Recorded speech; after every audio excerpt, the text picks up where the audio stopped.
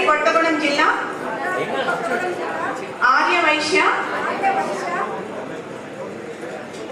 మహాసభ అధ్యక్షురాలిగా, మహిళా విభాగ్ అధ్యక్షురాలిగా, జనరల్ సెక్రటరీగా, ట్రెజరర్గా రాబోయే 2 సంవత్సరాలు నా బాధ్యతను సక్రమంగా నిర్వహిస్తానని, సభ్యుల ఐక్యతకు, ఉన్నతికి శక్తివంచన లేకుండా కృషి చేస్తానని, సంఘం యొక్క కీర్తి ప్రతిష్టలు పెంపొందించుటకు నా సమయాన్ని, శక్తిని, ఆర్థిక సహాయాన్ని అందిస్తానని తెలంగాణ రాష్ట్ర ఆర్యవైశ్య మహాసభ నియమావళికి బద్దురాలినై నా పదవికి పూర్తి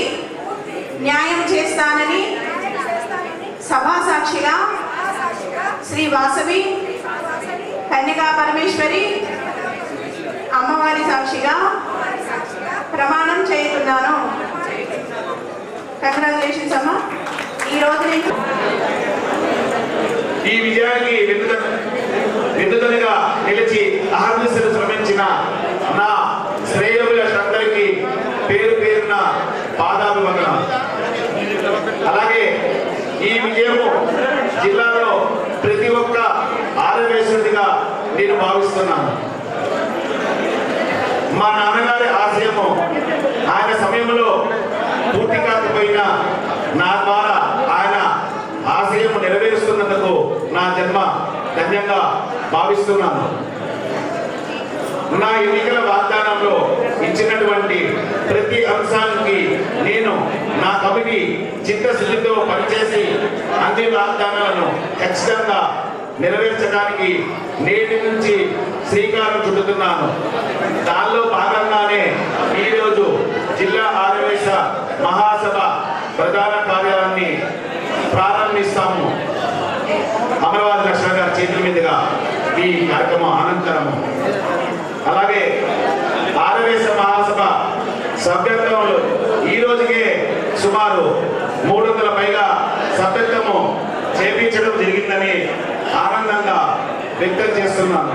అలాగే నేను మేనిఫెస్టో పెట్టిన ప్రతి ఒక్కటి 100% చేసే కాబట్టి నేను దాంట్లో మెన్షన్ చేయడం జరుగుతుంది. గ్రూప్ ఇన్సూరెన్స్ సౌకర్యం కూడా, గ్రూప్ ఇన్సూరెన్స్ సౌకర్యము బీద ఆర్యవైశ్యులకి నాకు పేరు ప్రతి మండలం నుంచి ఇచ్చినచో ప్రతి వైశ్యులకి గ్రూప్ ఇన్సూరెన్స్ సౌకర్యము నా పదవి 2 సంవత్సరాలంతా నేను గ్రూప్ ఇన్సూరెన్స్ అమౌంట్ నా సొంత డబ్బులతో నేను కట్టి గ్రూప్ ఇన్సూరెన్స్ సౌకర్యము కల్పిస్తాను. అలాగే నేను అనౌన్స్మెంట్ చేసినంటే 100 సభ్యత్వాలు చేసిన వ్యక్తులకి మెమెంటో ప్రత్యేక సన్మానం చేస్తామని చెప్పడం జరిగింది. 300 సభ్యత్వాలు అనేవి వాళ్ళకి ప్రత్యేక సన్మాన కార్యక్రమం కూడా వేదిక మీద జరుగుతుంది. నేను సహసేకరణ కోసము విస్తృతంగా వెతుకుతున్నాను. దానికి నేను నా వంతుగా 6 లక్షల రూపాయలు ఇవ్వడం కూడా జరుగుతుందనేసి తెలియజేయడం జరిగింది. అలాగే ఈ కార్యక్రమానికి వచ్చిన ప్రతి ఒక్క ఆర్యవైశ్య మహిళలకి, యువకులకి, పెద్దవాళ్ళకందరికీ నా ప్రత్యేక ధన్యవాదాలు తెలుపుతూ ఛార్జ్ తీసుకున్న తర్వాత రామస్వామి దేవాలయం ఉన్నటువంటి కొత్తగూడెం జిల్లాకి ప్రమాణ స్వీకారానికి మరి ముఖ్య అతిథిగా రావడం కూడా నాకు చాలా ఆనందకరంగా ఉంది. తొలి కార్యక్రమం ఇది. ఈ తొలి కార్యక్రమంలో మరి ఇంత మంచి ఆహ్లాదకరమైనటువంటి వాతావరణంలో ఉదయం ఒక మంచి ర్యాలీ మరి చిరుజల్లులతో ఈరోజు రమేష్ అన్న తమ్ముడే అనుకున్నాము. తమ్ముడు గారు ఈరోజు ర్యాలీతో ఈ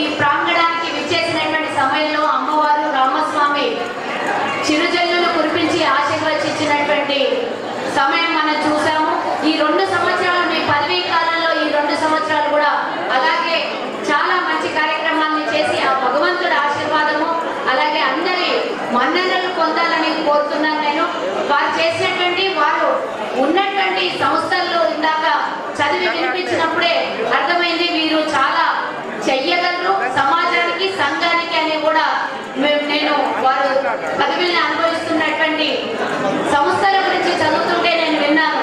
అన్నదాన సత్రం అయితే ఏంది, ఇంకొక కమిటీ అయితే ఏంది, ఎందులో ఉన్నా కూడా తన ప్రావీణ్యతను చూపినటువంటి రమేష్ అన్న ఈరోజు మీకు అంటే కొత్తగూడానికి ఈరోజు అధ్యక్షులుగా ఎన్నుకోవడం, అది కూడా ఎన్నికల ద్వారా మెజార్టీతో గెలిచి ఈరోజు మీకు అధ్యక్షుడిగా రావడం అనేది సేవ తత్పరంతో ఉన్నటువంటి రమేష్ గారు ఈ 2 సంవత్సరాలు మంచి కార్యక్రమాలను నిర్వహిస్తారని కూడా నేను అనుకుంటున్నాను.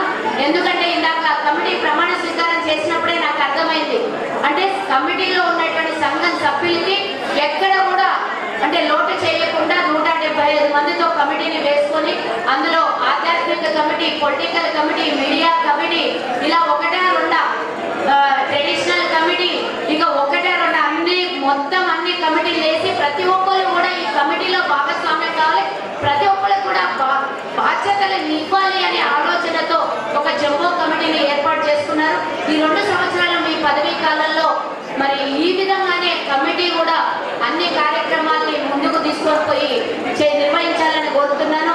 ఇందాక సాంబశివరావు గారు మాట్లాడుతూ మీకు మనకు అంటే ఇక్కడ కొత్తగూడానికి భవనం లేదు, ఆర్యవైశ్య భవనము అని కూడా మీరు చెప్పడము, వారు కూడా సానుకూలంగా స్పందించడము, స్థలం కేటాయిస్తామని చెప్పారు.